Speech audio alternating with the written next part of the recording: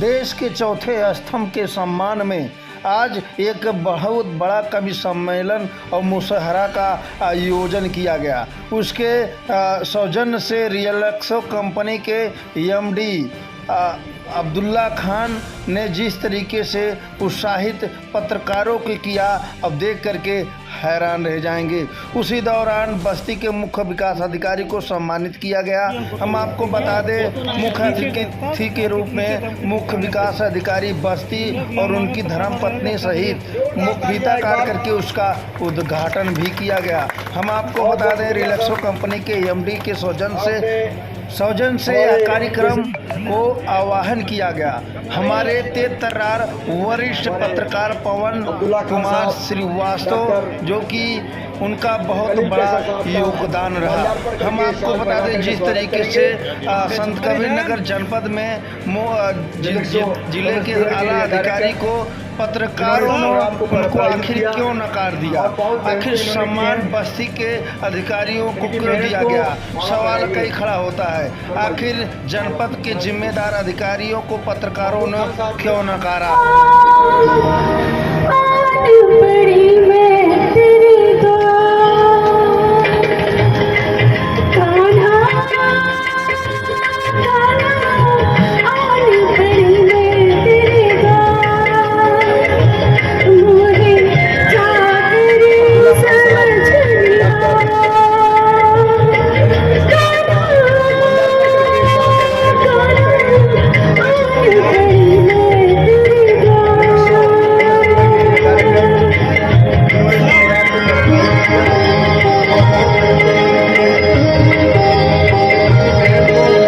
से शेर सुनिए कि कहाँ रहमत बरसती है खुदा की जान लेता है, कहाँ रहमत बरसती है खुदा की जान लेता है, ये बच्चा माँ को खुशबुओं से ही पहचान लेता है, ये बच्चा माँ को खुशबुओं से ही पहचान लेता है। ये माँ भी बच्चे को इस तरह से लेती है हाथों में कि जैसे कोई मोमिन हाथ में कुरान लेता है। ये माँ भी बच्चे को इस तरह से लेती है हाथों में कि जैसे कोई मोमिन हाथ में कुरान लेता है।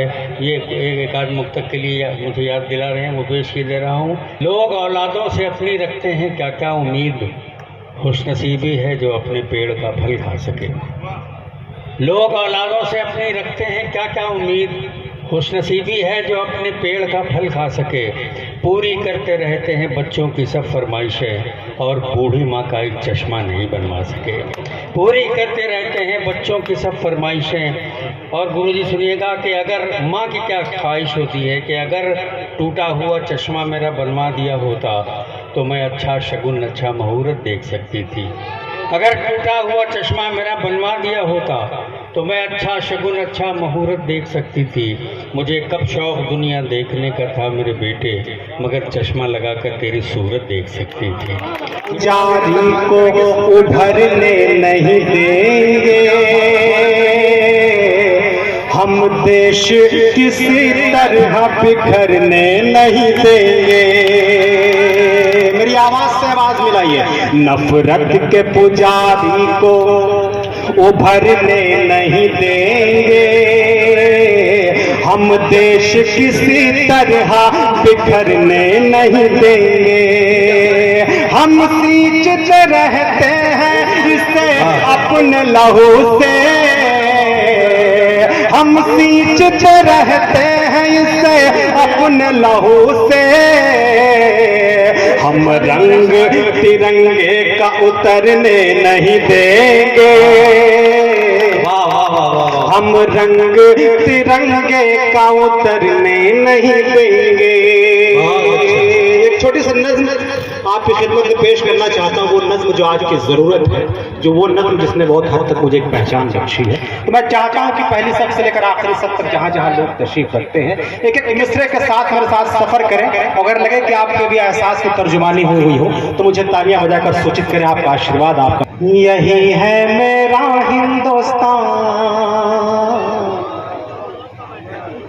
यही है मेरा हिंदुस्तान, यही है मेरा हिंदुस्तान, यही है मेरा हिंदुस्तान, यही है मेरा हिंदुस्तान, यही है मेरा हिंदुस्तान। हिंदुस्तान, यही है मेरा हिंदुस्तान।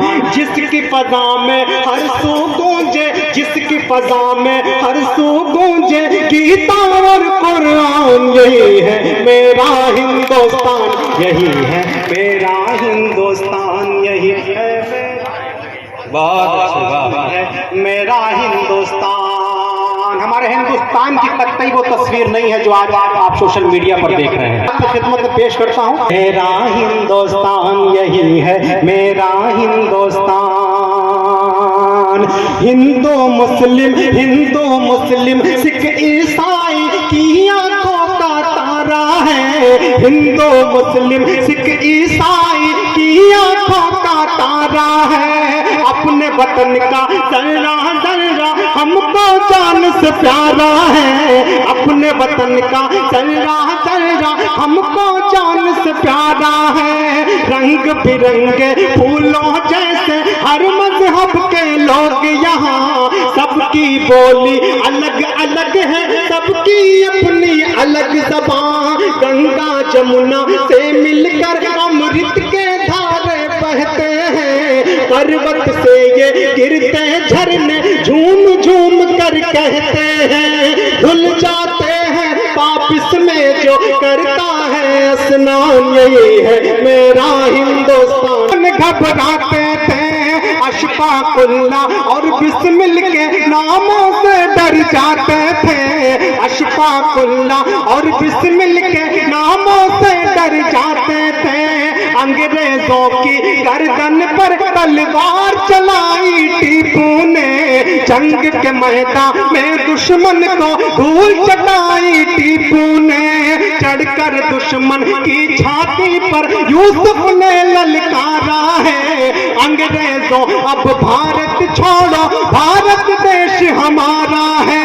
यही जिएंगे यही मरेंगे, यही जिएंगे यही मरेंगे, करते हैं ऐलान, यही है मेरा हिंदुस्तान, यही है मेरा हिंदुस्तान, हिंदुस्तान यही है मेरा हिंदुस्तान। उनका ये मानना था संत कबीर साहब का कि उन्हें हर एक बंदे में रब दिखता है या रब की कुदरत दिखती है, इसलिए आने वाले हर व्यक्ति को वो उनका खाना और उनका कपड़ा ये इंतज़ाम करना उनकी सबसे पहली प्राथमिकता होती थी। बाकी आप लोग उसके बारे में बहुत सारी स्टोरी है, हम सब जानते हैं। साहिब बंदगी, बंदगी साहिब। आज का जो ये प्रोग्राम रखा गया है वो चौथा स्तंभ, इसलिए ये प्रोग्राम रखा गया चौथे स्तंभ के सम्मान में। बाकी तीन क्या है? बाकी तीन स्तंभ क्या है देश के? मैं शॉर्ट में आपको बताता हूँ बाकी तीन स्तंभ देश के क्या है। पहला स्तंभ ये है कि जो हमारा संविधान बना है या फिर उसको अगर कुछ मॉडिफाई करना है तो जो संसद भवन हमारी बनती है, हमारे जो संसद बनते हैं, हम जो चुन के उन्हें संसद में बिठाते हैं, जहाँ से कानून बनता है या ख़त्म किया जाता है, ये हमारा है पहला स्तंभ, संसद भवन, लेजिस्लेटिव असेंबली। ये हमारे देश का पहला पिलर है। इससे पहले एक शब्द और है, देश का निर्माण कैसे होता है। देश का निर्माण अभी तक पूरी दुनिया में जो देश बने हुए हैं वो किसी एक धर्म को टारगेट करके बनते हैं, किसी एक सभ्यता को, एक संस्कृति को, किसी एक कौम को टारगेट बना के देश बनता है।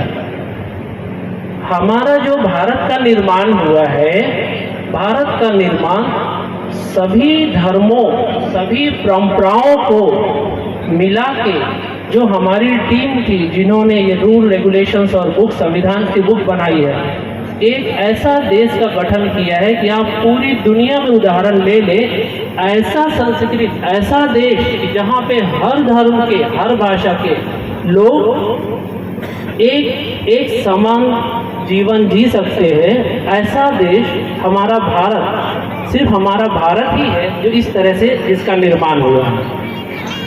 इसमें पहला स्तंभ है लेजिस्लेटिव असेंबली।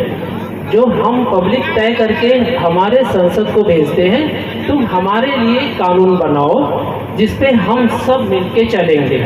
एक हो गया पहला स्तर। दूसरा, लेजिस्लेटिव असेंबली के बाद में हम मंत्रिमंडल या कानून व्यवस्था का पालन करने के लिए मंत्री होते हैं, उनके अधिकारी होते हैं, वो ये काम करेंगे जो कानून असेंबली बना देती है, पहला स्तंभ। दूसरा स्तंभ उसको फॉलो करेगा। अगर कोई रूल है, मैं लेफ्ट से चलना रूल है, मैं राइट से चल रहा हूँ, तो ये मेरा गुनाह है, तो कानून ने गुनाह। ये कौन फॉलो करवाएगा? ये प्रशासन, पुलिस अधिकारी। ये हमारा दूसरा पिलर है। एक कानून बनाएगा, एक कानून का पालन करवाएगा। तीसरी हमारी जो असेंबली, तीसरा जो हमारा पिलर है वो है न्यायपालिका। ये हमारा तीसरा पिलर होता है। ये दोनों पे नजर रखती है कि कानून हमारा ठीक बन रहा है या नहीं बन रहा है, फिर कानून का पालन ठीक से हो रहा है या नहीं हो रहा है। वो अपनी जगह पे बैठी है, आप अगर संतुष्ट नहीं हैं वहाँ पे जाके एक शिकायत डालें, जज साहब रहते हैं, आपके पूरे मसले का समाधान करेंगे। ये 3 पिलर हमारे देश के हो गए जिसपे हमारा देश टिका है। अब चौथा पिलर जो आता है वो है हमारी मीडिया। मीडिया क्या काम करती है? हमें 2 आंखें हैं जिससे हम पूरा ये नज़ारा देख रहे हैं। बहुत सारा काम ऐसा होता है कि हमारे सामने नहीं होता, हमारे पीछे होता है। इसलिए हमने मीडिया को कहीं कहीं तीसरी आंख भी बोला है कि मीडिया हमें बताए कि कहीं पे कोई काम गलत तो नहीं हो रहा है, कहीं कोई प्रभाव गलत तो नहीं डाल रहा है, कहीं कोई कानून का गलत पालन तो नहीं कर रहा है, कहीं कोई अन्याय तो नहीं हो रहा है। ये जो हमारा चौथा स्तंभ है, ये इन तीनों को बैलेंस करता है, इन तीनों को न्याय देने का काम हमारा ये चौथा स्तंभ करता है, वो है हमारी मीडिया। Yes, thank you. आप सब, एक ऑफिसर, पुलिस वाला या जज एक भी मिस्टेक नहीं कर सकता अगर आप अपनी पे उतर जाए तो। इतना श्योर, इतना पक्का है मेरे दोस्तों, एक व्यक्ति भी अपनी मर्जी से गलत काम नहीं कर सकता, कानून के खिलाफ कुछ भी नहीं कर सकता अगर हमारी मीडिया स्टैंड ले तो। जब चारों साइड में, वो हमारे करीम कैसर एक शब्द बोल रहे थे दोस्तों कि जब चारों साइड में आग लगी हो, एक घर पे आग लगी हो तो एक चिड़िया अपनी चोंच में आके पानी डालती है। उससे कौवे ने कहा कि इससे क्या आग बुझेगी? तो उसने कहा नहीं, लेकिन आग बुझाने वालों में मेरा इतिहास लिखा जाएगा। एक आदमी, एक डिस्ट्रिक्ट, एक गांव बहुत कुछ नहीं कर सकता, लेकिन अगर आपने ठान लिया, हो सकता है हम पूरे भारत में बदलाव ना कर सके। मेरा संत कबीर नगर क्राइम फ्री हो सकता है। मेरा संत कबीर नगर डाउरी या फिर जो रिश्वतखोरी या फिर जो गलत लोगों को बिना न्याय के रिटर्न जाना पड़ता है, ये पूरा फ्री हो सकता है अगर हमारे यहाँ पे मीडिया की जो मेरे पास लिस्ट आई थी 160 165 लोगों की आई थी। मतलब हर ब्लॉक, हर गांव, हर पोस्ट आप अपने अंडर में रख के आप अपनी न्यूज़ के थ्रू हर एक व्यक्ति को दिखा सकते हैं कि इस वक्त हमारे जनपद में क्या हो रहा है। भारत बदले ना बदले मेरे दोस्तों, लेकिन हम अगर ठान लें तो हमारे संत कबीर नगर को एकदम वो देश बना सकते हैं जो हमारी संविधान, हमारी बुक में लिखा हुआ है। पूरी आज़ादी से एक गरीब हो, उसके घर में 1 रुपये भी रिश्वत का ना हो तो भी वो न्याय पा सकती है।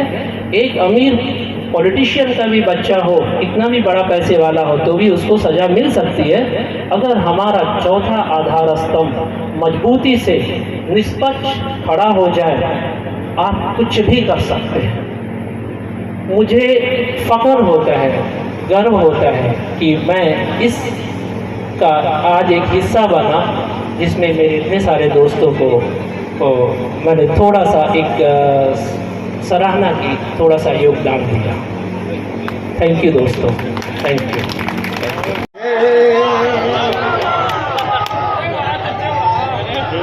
मुझसे जो भी खुशी से मिलता है, मुझसे जो भी खुशी से मिलता है, दिल मेरा भी उसी मिलता है, वाह वाह वाह, दिल मेरा भी उसी से मिलता है। आदमी आज के जमाने का, आदमी आज के जमाने का बेगरज कब किसी से मिलता है, वाह वाह वाह वाह, बेगरज कब किसी से मिलता है। भाई रिश्ता क्या हमें बताएगा, कितना हमको वो आजमाएगा, कितना हमको वो आजमाएगा। मत करो नफरतों की तुम बातें, मत करो नफरतों की तुम बातें, वरना ये मुल्क टूट जाएगा, वरना ये मुल्क टूट जाएगा। अरे तहत में पढ़ो यार, तुम तो तहत में भी अच्छा कहा ये। क्या बताएं जिंदगी की दौर में क्या क्या हुआ, क्या बताएं जिंदगी की दौर में क्या क्या। क्या बताएं, क्या बताएं, क्या बताएं जिंदगी के दौर में क्या क्या हुआ। जो हुआ जैसा हुआ बेहतर हुआ, अच्छा हुआ, सोचा हुआ हो नहीं सकता कभी इंसान का सोचा हुआ। जो भी होगा होगा बस तकदीर का लिखा हुआ, जो भी होगा होगा बस तकदीर का लिखा हुआ। हो नहीं सकता कभी इंसान का सोचा हुआ, जो भी होगा होगा बस तकदीर का लिखा हुआ। और क्या खबर थी आपके लिए, वो बच्चे हैं, क्या खबर थी, तू भी एक दिन बेवफा हो जाएगा। क्या खबर थी, तू भी एक दिन बेवफा हो जाएगा। दोस्त तुझको भी परखने में मुझे धोखा हुआ, दोस्त तुझको भी परखने में मुझे धोखा हुआ। क्या खबर थी, तू भी एक दिन बेवफा हो जाएगा। दोस्त तुझको भी परखने में बहुत अभिमान है, इसलिए संसार में मेरी अलग पहचान है। क्या कहने हैं, वाह वाह। इसलिए संसार में मेरी अलग पहचान है। आज भी हर देश मुझसे डरता है, क्योंकि मेरे देश का हर नागरिक छोटा सा हिंदुस्तान है। वाह वाह वाह। देश का हर नागरिक छोटा सा हिंदुस्तान है। बहुत शुक्रिया, बहुत नवाजी।